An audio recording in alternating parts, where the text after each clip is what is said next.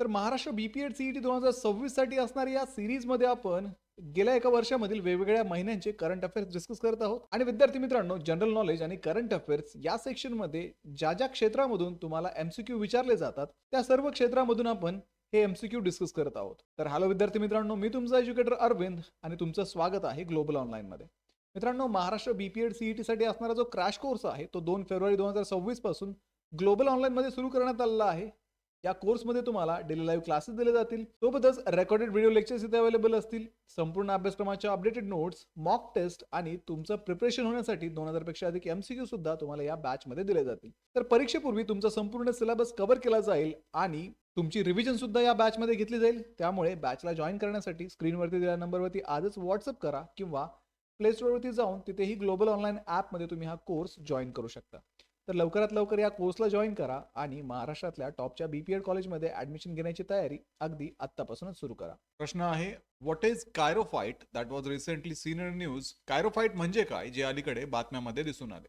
Options आहेत, a new type of green algae, हरित शैवालाचा एक प्रकार, newly discovered species of a spider, नुकतीच शोधण्यात आलेली कोळ्याची नवीन प्रजाती, अ टाइप ऑफ व्हायरस, विषाणूचा एक प्रकार, आणि ॲस्टेरॉइड, लघुग्रह.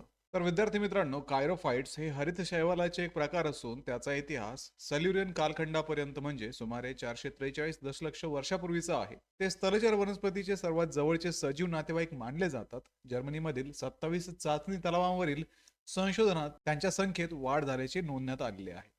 So the kairophytes are the type of green algae dating back to 443 million years to the Silurian period. They are the closest living relative to land plant, and their increase was noted in research across 27 test lakes in Germany. त्यामुळे या प्रश्नाचं योग्य उत्तर आहे a type of green algae, हरित शैवालाचा एक प्रकार. पुढचा प्रश्न आहे, which country is the host of well for piece 2026 exercise? Well for piece 2026 या सरावाचे यजमान देश कोणता आहे? ऑप्शन्स आहेत, साऊथ आफ्रिका, चायना, रशिया आणि ब्राझील. तर विद्यार्थी मित्रांनो, दक्षिण आफ्रिकेने जानेवारी 2026 मध्ये वेल फॉर पीस 2026 या नौदल सरावाचे आयोजन केले. या सरावात रशिया, चीन, इराण, यूएई यासारख्या देशांचा सहभाग होता.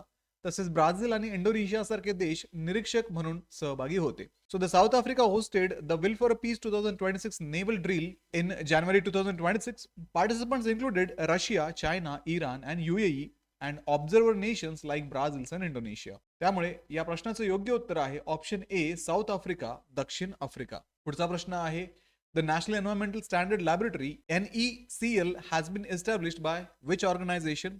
National environmental standard laboratory NESL ही कोणत्या संस्थेने स्थापन केलेली आहे? ऑप्शन्स आहेत, Indian council for medical research ICMR, council of scientific and industrial research, national physical laboratory CSIR NPL. Option C आहे, central pollution control board CPCB, ministry of environment, forest and climate change, पर्यावरण, one आणि हवामान बदल मंत्रालय. तर विद्यार्थी मित्रांनो, national environmental standard laboratory ही प्रयोगशाळा नवी दिल्लीतील CSIR NPL म्हणजेच नॅशनल फिजिकल लॅबोरेटरी यांनी नॅशनल क्लीन एअर प्रोग्रामसाठी हवेतील प्रदूषण मोजणाऱ्या उपकरणांची चाचणी करण्यासाठी स्थापन केली आहे. भारतातील पर्यावरण निरीक्षणासाठी ही संस्था मानक प्रोटोकॉल्स म्हणजेच स्टँडर्ड प्रोटोकॉल आणि रेफरन्स गॅसेस उपलब्ध करून देते. So the NESL was established by CSIR NPL in New Delhi to test air pollution monitors for the National Clean Air Program. It provides standard protocol and reference gases for the environmental monitoring in India.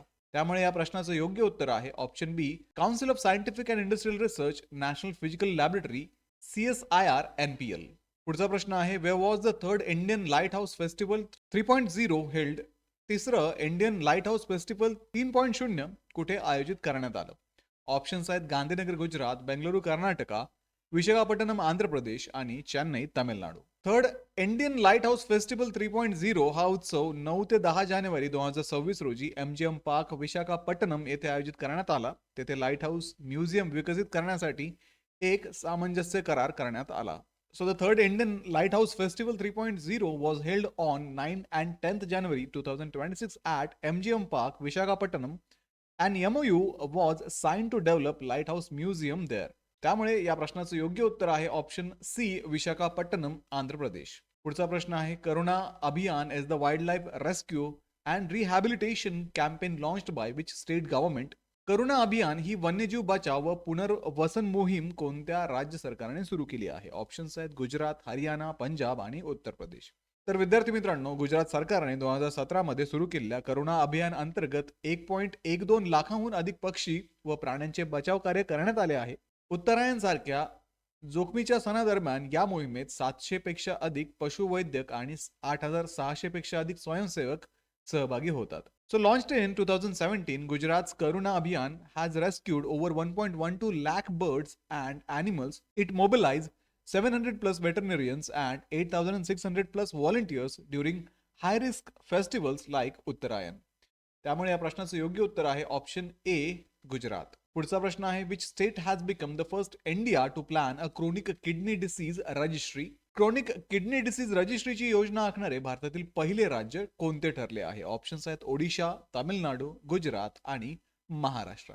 तर विद्यार्थी मित्रांनो, ओडिशा राज्याने 31 मार्च 2026 पर्यंत भारतातील पहिली राज्यव्यापी chronic kidney disease registry सुरू करण्याची योजना आखली आहे. PHC पासून तर वैद्यकीय महाविद्यालयापर्यंत सर्व आरोग्य सुविधा या रजिस्ट्रीला रुग्ण प्रकरणांची नोंद पाठवतील.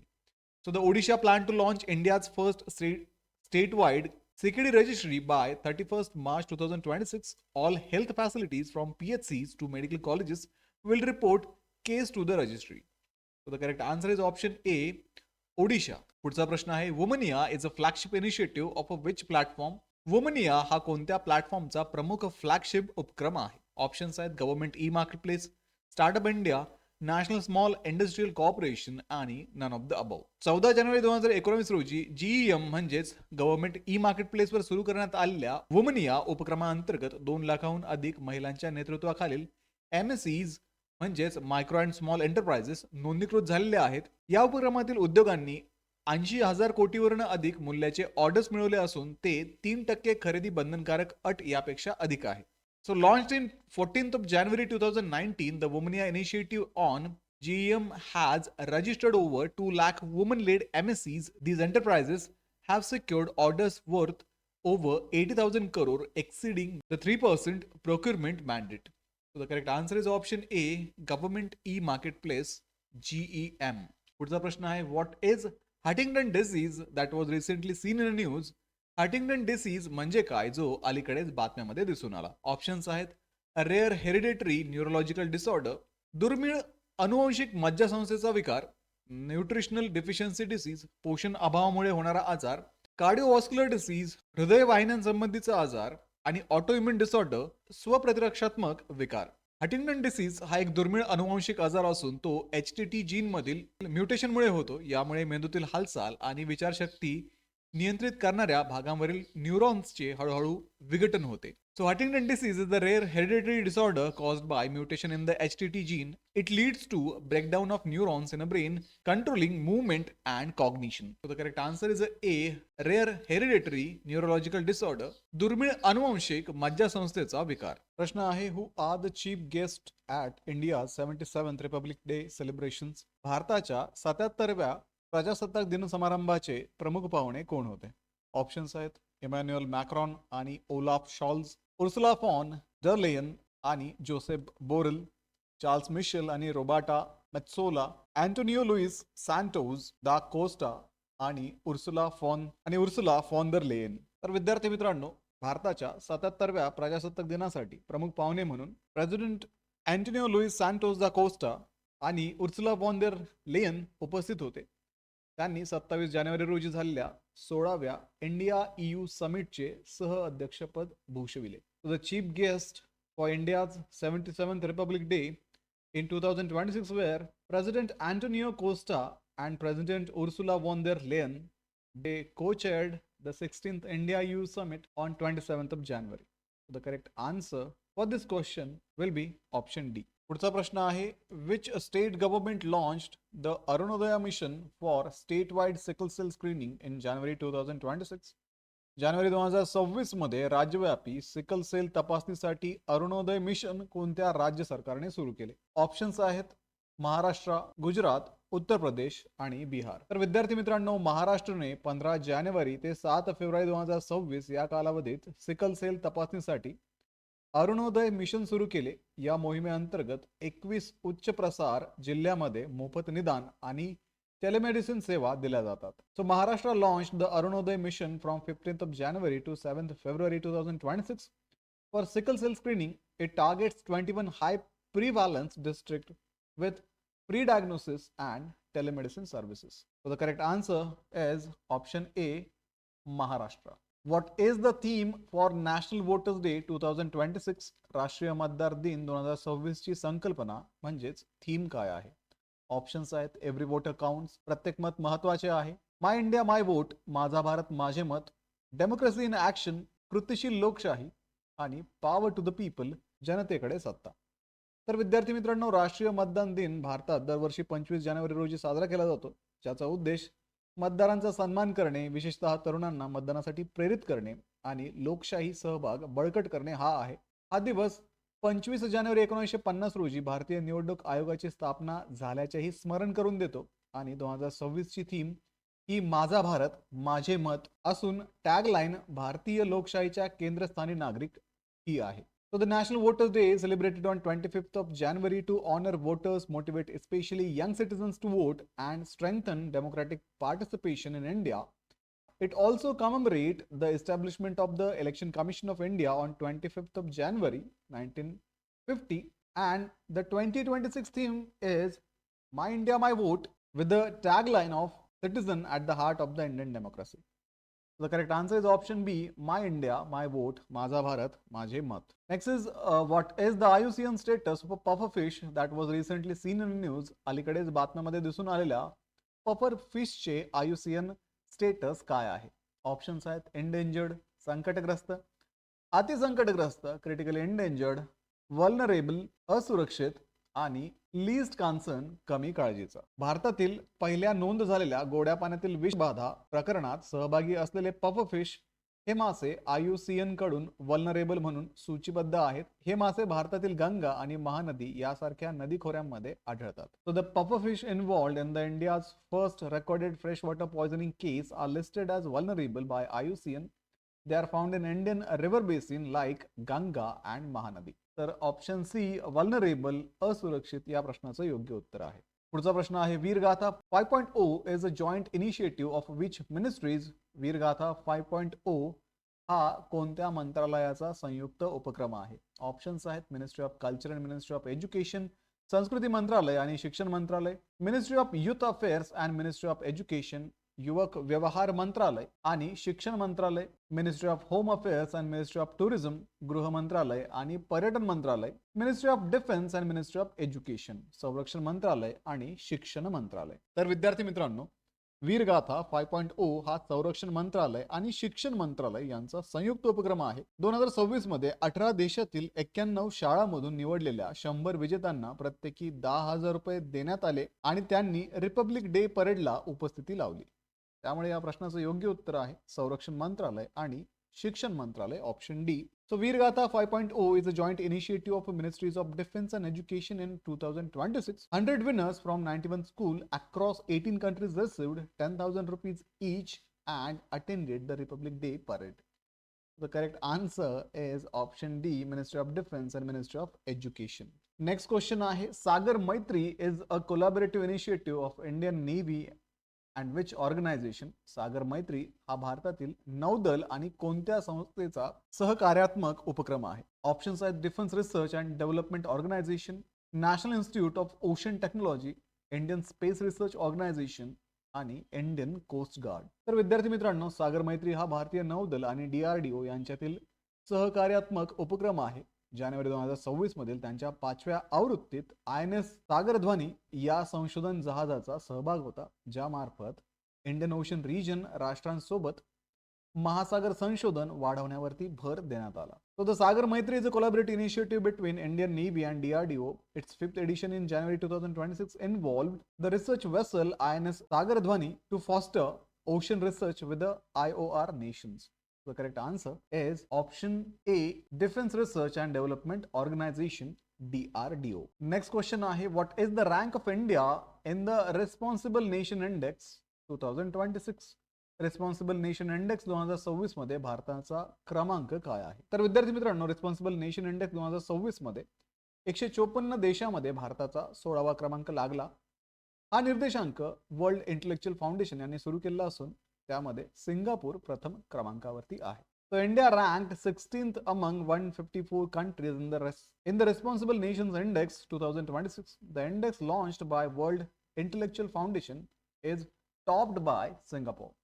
So the correct answer is option A, 16th किंवा 16वा. Next question आहे, Saupkarnika river that was recently seen in the news is located in which state? अलीकडेच बातम्यामध्ये दिसून आलेली सौपर्णिका नदी कोणत्या राज्यात आहे? ऑप्शन्स आहेत कर्नाटका, केरला, तामिळनाडू आणि महाराष्ट्र. तर विद्यार्थी मित्रांनो, सौपर्णिका नदी ही कर्नाटकमधील पश्चिम वाहिनी नदी असून तिचा उगम कोदचाद्री हिल्स येथून होतो. एनजीटीने या नदीमध्ये सांडपाणी जाणे थांबवण्यासाठी संबंधित अधिकाऱ्यांना एक कार्ययोजना सादर करण्याचे निर्देश दिले आहे. Saupurnika river is a west flowing river in Karnataka originating from the Kodachadri hills. The NGT directed authorities to submit a plan to stop wastewater flow into it. The correct answer is option A, Karnataka. Where was the 2026 World Economic Forum annual meeting held? 2026 ची world economic forum वार्षिक बैठक कुठे आयोजित करण्यात आली होती? Options आहेत Paris France, Davos Switzerland, London United kingdom आणि न्यू दिल्ली इंडिया. तर विद्यार्थी मित्रांनो, 2026 वर्ल्ड इकॉनॉमिक फोरम अॅन्युअल मीटिंगचे आयोजन 19 ते 23 जानेवारी दरम्यान दाओस स्वित्झर्लंड येथे झाले. या 56व्या परिषदेसाठी मुख्य संकल्पना होती a spirit of a dialogue. So the 2026 world economic forum annual meeting was held from 19th to 23rd January in Davos, Switzerland. The 56th meeting's theme was a spirit of a dialogue. So the correct answer is option B, Davos, Switzerland. पुढचा प्रश्न आहे, महाराष्ट्रा's first innovation city is proposed to be developed near which city? महाराष्ट्रातील पहिली innovation city कोणत्या शहराजवळ विकसित करण्याचा प्रस्ताव आहे? ऑप्शन्स आहेत पुणे, नागपूर, नाशिक आणि मुंबई. तर महाराष्ट्राची पहिली इनोव्हेशन सिटी ही मुंबईजवळ विकसित करण्याचा प्रस्ताव आहे. ही योजना वर्ल्ड इकॉनॉमिक फोरम 2025 मध्ये सादर करण्यात आली होती आणि तिची अंमलबजावणी ही 6 ते 8 महिन्यात सुरू होण्याची अपेक्षा व्यक्त करण्यात आलेली आहे. So the Maharashtra's first innovation city is proposed to be developed near Mumbai. The plan was presented at World Economic Forum 2025 with implementation expected to start within 6 to 8 months. So correct answer is option D, Mumbai. Next question आहे, Pangolakha Wildlife Sanctuary is located in which state? Pangolakha वन्यजीव अभयारण्य कोणत्या राज्यात आहे? Options आहेत सिक्कीम, त्रिपुरा, आसाम आणि मेघालय. तर विद्यार्थी मित्रांनो, पांगोलाखा वाईल्ड लाईफ सँक्च्युरी हे पूर्व सिक्कीम येथे असून त्याची उंची सुमारे 13,000 फुटापर्यंत आहे. जानेवारी 2026 मध्ये या अभयारण्यात वनाग्नी म्हणजेच फॉरेस्ट फायरचा परिणाम झाला. So the Pangolakha Wildlife Sanctuary is located in the eastern Sikkim at altitude up to the 13,000 feet. A forest fire affected the sanctuary in January 2026. So the correct answer is option A, Sikkim. पुढचा प्रश्न आहे, National Girl Child Day is celebrated every year on which day? राष्ट्रीय बालिका दिन दरवर्षी कोणत्या दिवशी साजरा केला जातो? ऑप्शन्स आहेत जानेवारी 24, जानेवारी 25, जानेवारी 26 आणि जानेवारी 27. तर भारतामध्ये नॅशनल गर्ल चाइल्ड डे दरवर्षी 24 जानेवारी रोजी साजरा केला जातो. स्त्री पुरुष भेदभाव रोखण्यासाठी 2008 मध्ये ministry of woman and child development यांनी या दिवसाची सुरुवात केली होती. So the National Girl Child Day is celebrated annually in India on 24th of January. It was initiated in 2008 by the Ministry of Women and Child Development to combat gender discrimination. So the correct answer is option A, January 24, 24 जानेवारी. तर मित्रांनो, हे होते BPEd CET संदर्भात काही महत्त्वाचे MCQ. Global ऑनलाईनला आत्ता subscribe करून ठेवा, कारण ही सिरीज अशी सुरू राहणार आहे. सोबतच विद्यार्थी मित्रांनो, आमची जी क्रॅश कोर्सची बॅच 2 फेब्रुवारी पासून सुरू झालेली आहे, त्या बॅचला जॉईन करायला विसरू नका, कारण या बॅचमध्ये तुमची संपूर्ण सीईटीची तयारी करून घेतली जाणार आहे. तुम्हाला डेली लाईव्ह क्लासेस दिले जाणार आहेत. जर तुम्हाला लाईव्ह क्लासेस रेग्युलरली अटेंड करणं पॉसिबल नसेल तर रेकॉर्डेड व्हिडिओ लेक्चर सुद्धा इथे अवेलेबल असतील. संपूर्ण अभ्यासक्रमाच्या नोट्स तुम्हाला दिल्या जातील. 50 पेक्षा अधिक मॉक टेस्ट आणि 2000 पेक्षा अधिक एमसीक्यू सुद्धा तुम्हाला या बॅचमध्ये अवेलेबल असणार आहे. तर स्क्रीनवरती दिलेल्या नंबरवरती आजच व्हॉट्सअप करा आणि या बॅचला जॉईन करून महाराष्ट्रातल्या टॉपच्या बीपीएड कॉलेजमध्ये ऍडमिशन घेण्याची तयारी आत्ताच सुरू करा. तर व्हिडिओला लाईक करा, तुमच्या मित्रांना हा व्हिडिओ शेअर करा, ग्लोबल ऑनलाईनला सबस्क्राईब करा. भेटूया पुढच्या व्हिडिओमध्ये. तोपर्यंत एक्झामचं प्रिपरेशन सुरूच ठेवा. थँक्यू.